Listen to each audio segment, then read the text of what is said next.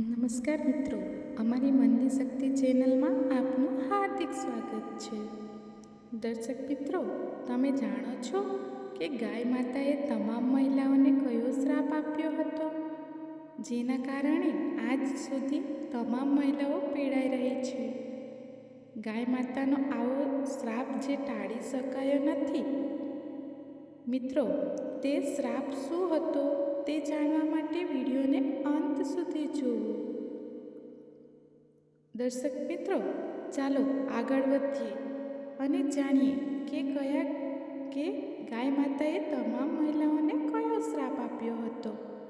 પરંતુ તે પહેલાં મિત્રો, વિડીયોને લાઈક કરી ચેનલને સબસ્ક્રાઈબ જરૂર કરી લેજો અને કમેન્ટ બોક્સમાં જય ગાય માતા જરૂર લખી દેજો. દર્શક મિત્રો, એક સમયની વાત છે જ્યારે ભગવાન શ્રી કૃષ્ણ પોતાના સિંહાસન પર બિરાજમાન હતા. ત્યારે દેવર્ષિ નારદ મુનિ તેમની પાસે આવ્યા અને કહ્યું કે હે ભગવાન, આજે હું નશ્વર દુનિયામાં ભ્રમણ કરી રહ્યો હતો. ત્યારે એક સ્ત્રીએ મને પૂછ્યું કે પહેલાં જ્યારે સ્ત્રીઓને સંતાન થતું હતું ત્યારે તેઓ શું ઉપયોગ કરતા હતા, શું ખાતા હતા કે જન્મતાની સાથે જ તેના બાળકો ચાલવાનું શરૂ કરી દેતા. પણ હવે ખબર નહીં આવું કેમ નથી થતું. ભગવાન, મને આ પ્રશ્નનો જવાબ ખબર ન હતી, તેથી જ હું તમારી પાસે આવ્યો છું. કૃપા કરીને મને આ પ્રશ્નનો જવાબ જણાવો. શ્રી કૃષ્ણ કહે છે, હે દેવર્ષિ, તમારો આ પ્રશ્ન બધી સ્ત્રીઓ માટે ખૂબ જ મહત્વપૂર્ણ છે. જો તમે આ પ્રશ્નનો જવાબ જાણવા માંગતા હો તો ઠીક છે, હું તમને એક વાર્તા કહીશ. તમે આ વાર્તા ધ્યાનથી સાંભળજો. તમને ખબર પડશે કે મહિલાઓના બાળકો જન્મતાની સાથે જ કેમ ચાલી શકતા નથી. ત્યારે દેવર્ષિ નારદ કહે છે કે હે પ્રભુ, હું આ કથા સંપૂર્ણ સાંભળીશ. કૃપા કરીને મને વાર્તા કહો.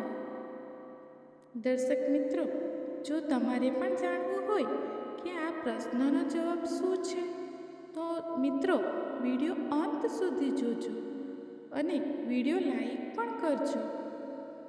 દર્શક મિત્રો, શ્રી કૃષ્ણ કહે છે, હે દેવર્ષિ, એક શહેરમાં રામચંદ્ર નામનો વ્યક્તિ રહેતો હતો. રામચંદ્ર સ્વાર્થી વ્યક્તિ હતા. રામચંદ્ર પાસે એક ગાય હતી. એ ગાય દૂધ આપતી અને રામચંદ્ર એ ગાયને લીલો ચારો ખવડાવતો અને દૂધ વેચતો.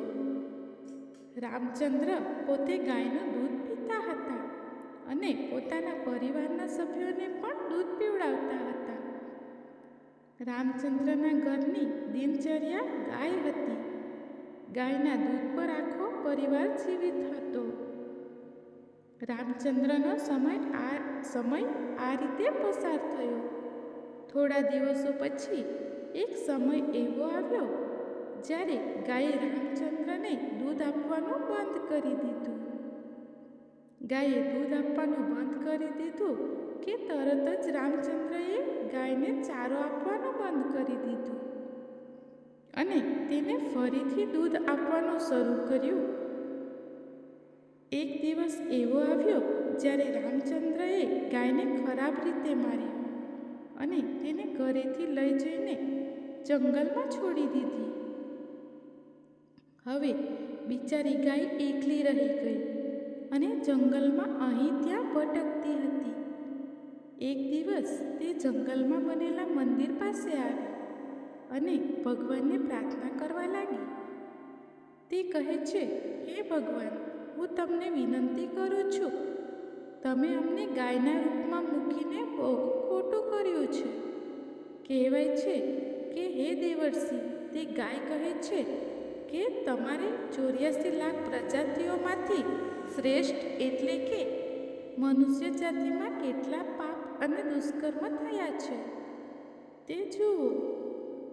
ગાય આગળ કહે છે કે પેલા માણસે મને તેના ઘરમાં રાખી, જ્યાં સુધી હું દૂધ આપતી રહી ત્યાં સુધી, અને મેં દૂધ આપવાનું બંધ કર્યું તો તેણે મને મારી.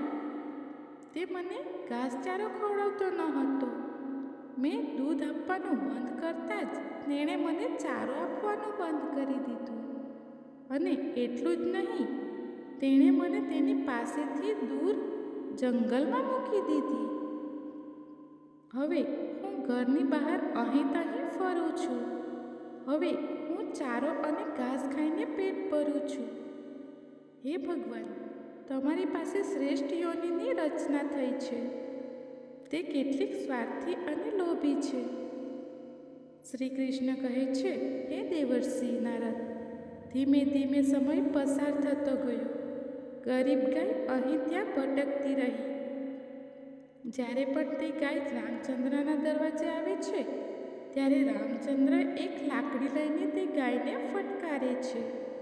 તે ઘરેથી ખેતરો તરફ દોડે છે અને પછી પાછી આવે છે. શ્રી કૃષ્ણ કહે છે, હે દેવર્ષિ, ધીરે ધીરે એક દિવસ તે ગાય ગર્ભવતી બની. ગર્ભાવસ્થા 3-4 મહિનાની હતી ત્યારે એ જ જંગલમાં એક સ્ત્રી આવી. સ્ત્રીએ ગાયને જોતાં જ મનમાં વિચાર્યું કે આ ગાય ગર્ભવતી છે. હું એક કામ કરીશ. હું આ ગાયને ત્યારે ઉછેરીશ જ્યારે તે ગર્ભવતી થશે.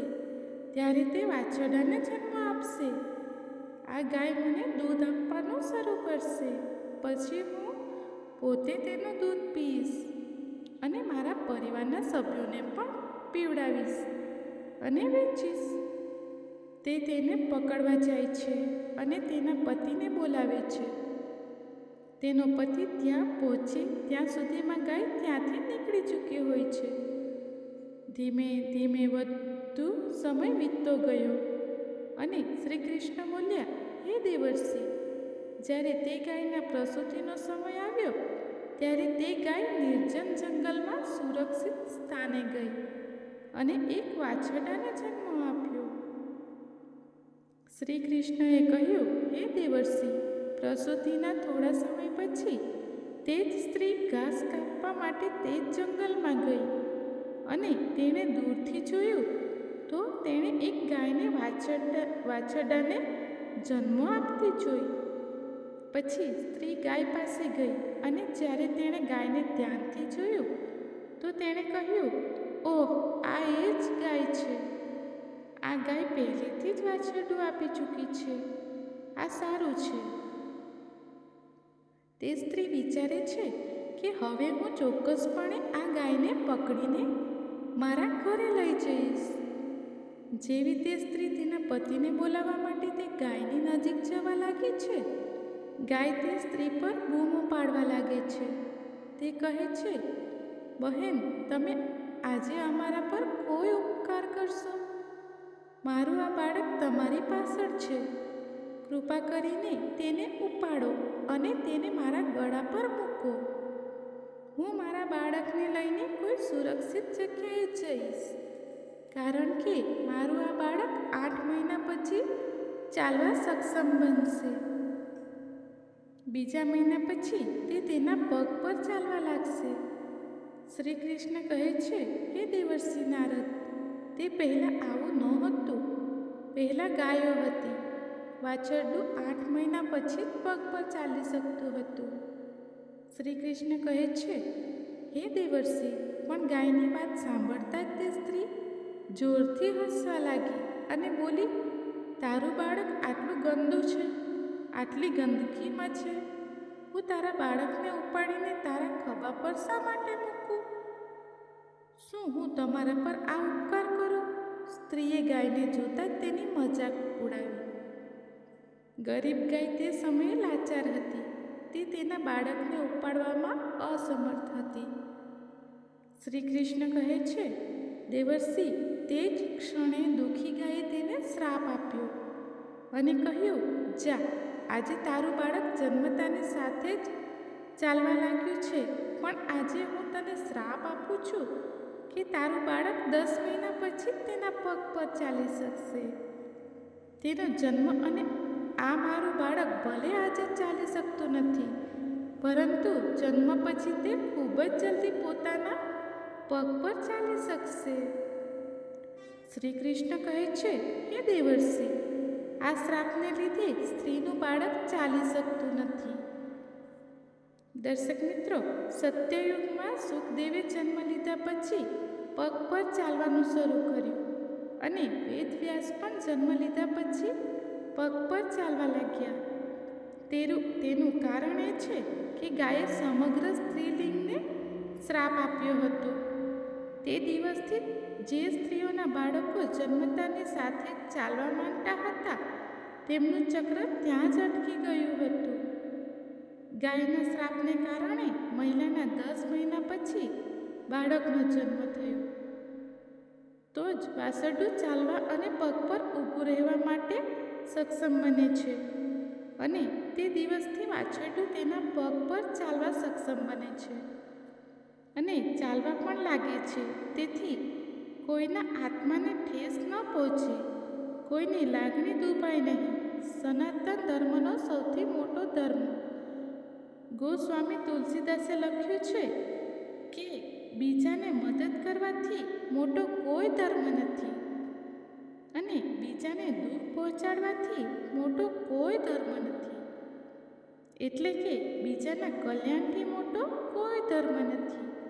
તેથી આપણે લાચાર પ્રાણીઓ અને પક્ષીઓને મદદ કરવી જોઈએ. ગાયના શ્રાપને કારણે બધા જ પ્રાણીઓ પીડાઈ રહ્યા છે. પ્રાણીઓ જન્મ્યા પછી તરત જ ચાલવા લાગે છે, પરંતુ બાળકો પર તેની વિપરીત અસર જોવા મળે છે કે સ્ત્રી બાળક જન્મ્યા પછી તરત જ ચાલી શકતા નથી. સ્ત્રીની ભૂલને કારણે આજે સમગ્ર માનવજાતની સ્ત્રીઓ શ્રાપનો ભોગ બની રહી છે. દર્શક મિત્રો, ખાસ નોંધ. મિત્રો, ધર્મને લગતો આ આર્ટિકલ માત્ર અલગ અલગ મળતી માહિતીને આધારે છે. તમે તેને સત્ય જ માની લો, કારણ કે ધર્મ દરેકની આસ્થાનો વિષય છે.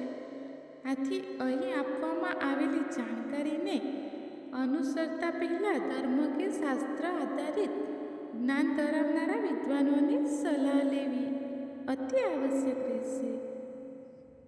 નહીં તો કોઈ મુશ્કેલી સર્જાય તો જવાબદારી અમારી નહીં રહે. દર્શક મિત્રો, તમને આ માહિતી કેવી લાગી?